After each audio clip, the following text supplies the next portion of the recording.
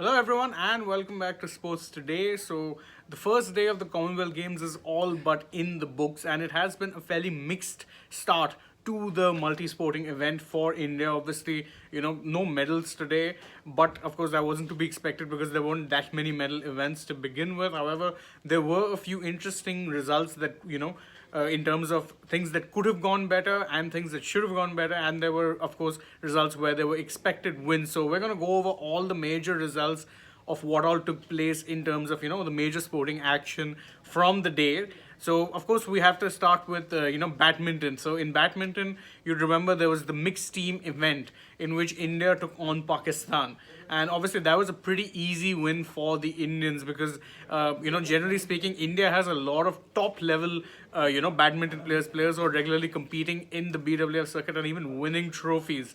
Whereas in Pakistan, the sport isn't quite that popular, so therefore, obviously, in terms of the levels of athletes, not quite as good. So obviously, there was a bit of disappointment there for in terms of if you wanted to see an even contest. But if you want to see an India win, you got exactly that because they won the team event 5-0. And remember, they had wrapped it up 3-0 beforehand itself. And, they had won 3 out of the first three. They started with the mixed doubles, then the women's singles and men's singles, and everything was going India's way. And, of course, the last two events, which were, of course, the women's, doubles and the men's doubles, both of them also India ended up winning quite comfortably. So not really much of a problem there, at least in terms of badminton. In fact, you can check out on Sports Today. We have an exclusive interview with Kidambi Shrikant, who was one of the winners. He said that I was very happy with getting a winning start like this, especially against Pakistan, because we know matches against Pakistan are kind of scrutinized. So check out that entire interaction is there on the channel. But of course, great start for the women's for the badminton team. However, the same can't necessarily be said about a lot of other sports. We'll be coming to that.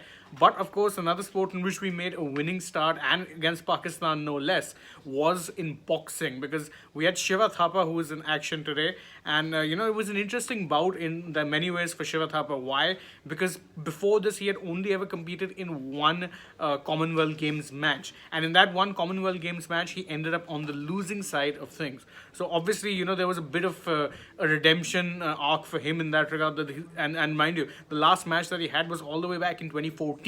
It's 2022, 8 years later, and he was making his return to the Commonwealth Games, and he started off with a win against Pakistan's Suleiman Baloch. Now, it was a pretty easy win for Thapa, and that was to be expected because, Thapa is a boxer of international repute. He has done a lot in his career, and Baloch didn't quite match up to him, so Thapa had it pretty easy in that. In fact, it was a unanimous 5-0 win, very, very easy. There was no, he didn't barely broke a sweat. And in fact, the good thing about it was that Thapa looked pretty confident when he was entering, the ring. And in the fact, the way he was boxing, he looked very much at ease. So if you're an Indian boxing fan and you're expecting medals from boxing, again, a very good start because Shiva Thapa had a good, first outing. Obviously, through to the next round, be interesting to track his progress because if you ask me, I would hope that he can actually get himself a Commonwealth medal. So, but of course, as I said, there was a lot of sporting action today, and not all of it was good. In fact, one of the biggest losses arguably came in the women's cricket T20I match. Now, again, the T20I women's cricket is making its debut in the Commonwealth Games this year, and the first match to be played was India versus Australia. Again, a top tier match if you're looking at it like that, but India, despite being in a very good position to actually win the match, didn't actually end up with the win. They ended up on the losing side, and it was a heartbreaking loss because again they were batting first, and thanks to a Harmanpreet Kaur half century, they ended up getting to 150 plus. A pretty good total, all things considered, and it was a total that was made to look even better when Renuka Singh ended up taking 4 wickets, and four of Australia's most dangerous batsmen, you could say. And Australia at one point were running at 49 for 5. At that point, India were dead certain favourites. You'd think that they would be, in fact, sealing this first win. But there was a bit of a counter-attack. Grace Harris hit a quick-fire 37.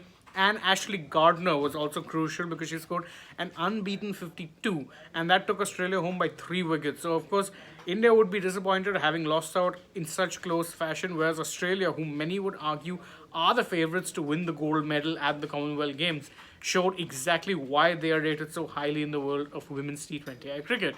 So disappointing loss for India. It'll be interesting to see how they bounce back, and they have a very good opportunity to do so on Sunday because they'll be taking on Pakistan. So again, so far India have done pretty well against Pakistan in the events. You'd hope that the Indian women's cricket team can also rebound, get a good win against Pakistan, get the morale high again.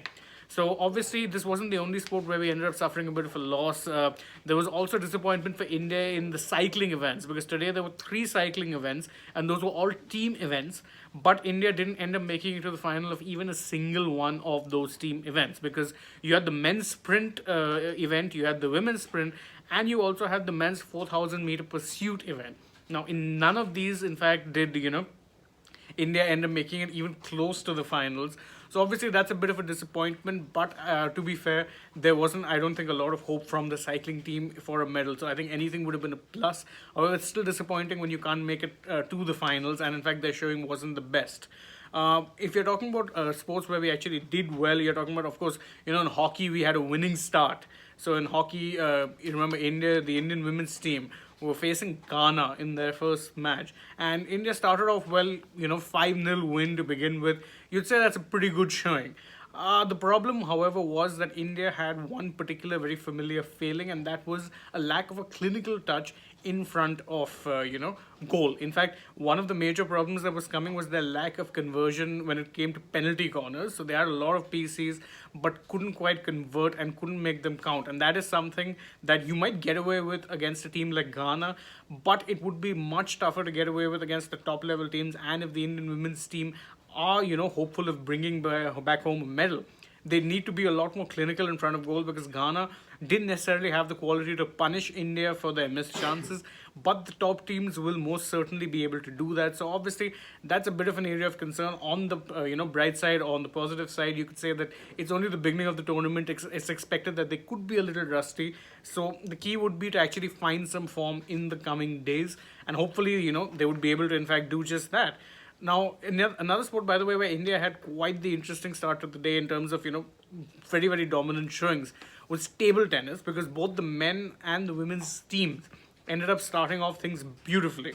So if you look at in the TT men's team, they ended up beating Barbados 3-0. Now, it's also worth pointing out, by the way, that in table tennis, if the first three matches, like if one team wins and they seal the first 3 of 5, it doesn't go beyond that. Hence, it's showing 3-0. Otherwise, they can play up to 5 matches between all the various combinations. So they beat Barbados 3-0. So the first match which was played there was, of course, the doubles match between Harmeet Desai and G. Satyan. They won the doubles match pretty easily, and then Sharad Kamal, who's a veteran table tennis star, and in fact was also up and about there last time around in the Commonwealth Games Gold Coast. He won the singles match, and then of course there was Satyan, who was part of he played the doubles match. He also played a singles match and won the singles there as well. Now, the table tennis women's team also played 2 matches and they won both of them 3-0. So again, very promising start in that regard. The first win came against South Africa, where Reith Tennyson and Shrija Akula began things by winning the doubles match. So obviously, they made a good start. Then Manika Batra came on and she won her singles match. And Shrija Akula then won her singles match. So that was a 3-0 roundup. And Fiji, they ended up facing Fiji later on in the day. And there was an interesting bit of, change to the team because the doubles team, they changed. In the first match, Reith Tennyson partnered Shrija Akula, but in the second, it was Dia Chatale who partnered Akula. But no problem, slight change in team didn't make a difference. They beat the Fiji doubles team 3 straight games. Then Manika again won the singles, and Akula again came through, won the singles, sealed what was a very, very easy, kind of win in that particular team event. Now, obviously, and I noticed someone in the comment section actually pointed it out. It was Arpatam Chakraborty. He points out that, Anahat Singh won her first match. And yes, I was actually coming to squash, because the story of Anahat Singh is a pretty interesting one in that sense. She's only 14 years old. I mean, that's a time when most people are just about beginning to watch live sport on television, and Anahat Singh is representing her country in the Commonwealth Games.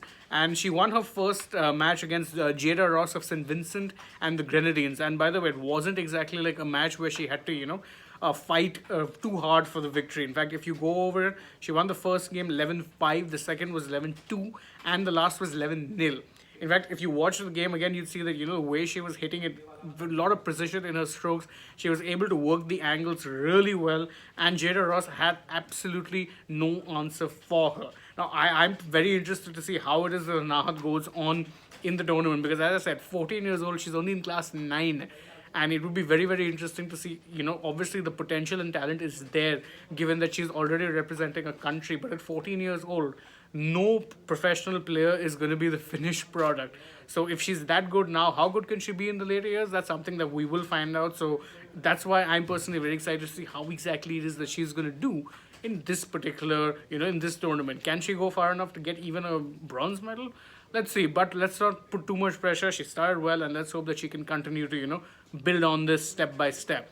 And of course, we're rounding off this particular wrap with mentioning the swimming results. Now, obviously, again, swimming is not necessarily one sport where India is always hopeful for a lot of medals, and that was exactly what proved to be the case this time around as well, because the one bright spot was that Srihari Nataraj ended up making it into the men's 100-meter backstroke semi-final. Now, he had a pretty decent showing, all things considered, because so how swimming, the qualification works is all of the competitors will be divided into heats. So how quick you are in your heat doesn't necessarily matter as much as your overall timing. But Srihari Nataraj was third fastest in his heat, but he was the fifth fastest competitor overall. Obviously, he'd say fifth fastest, he might not necessarily be in medal contention, but could find a little extra pace going into, the remaining few rounds. So of course that's me being optimistic, of course, but you're supporting our athletes, so you have to be optimistic, right? But there was disappointment in two other swimming events, because Sajan Prakash, who's a veteran of Indian swimming, he couldn't actually make it to the semi-finals of the men's 50-meter butterfly event. Obviously, a bit of a disappointment for Sajan. He's someone who's really, carried the torch for Indian swimming for quite a while, but couldn't quite make it in here. And there was also bad news for a debutant swimmer in Kushagra Rawat. Now, Kushagra Rawat was taking part in the men's 400-meter freestyle event, and he too couldn't make it out of his heats and into the semi-finals. So again, bit unfortunate there, but you live and you learn, and you're sure that once again, he's also young, so he has time on his side. But let's see how exactly things go in that regard. So this will be it. There was a lot of, as I said, a lot of sports happening today in the Commonwealth Games. But of course, that is to be expected. The tournament is just beginning. So obviously, there'll be a lot of, matches happening, some of them simultaneously. It was fun actually tracking them. All of these matches happening at the same time, watching these, and of course, other sporting events as well. And I hope you had fun watching it as well, and of course, watching this particular wrap and roundup of all the results. Thank you guys so much for joining us. Don't forget that if you enjoy what it is that we do, please don't forget to like the video, share it with your friends, leave us a comment. What was your favorite result of the day, and what are you looking forward to see on day 2? Let me know. We do check out our comment section. And last but not least, please don't forget to subscribe to the channel if you haven't already, and tap the bell icon so that you know when it is that we're going live, and also when it is that we are uploading a new video for you guys. Last but not least, please don't forget to follow us across social medias. We're on all platforms. We're on Facebook, Instagram, and Twitter. So find us there, follow us for some interesting exclusive content. Again, thank you all so much for joining us. This has been Shane Dias, and I've been very happy that you guys joined me. I'll see you again tomorrow. Good night for now.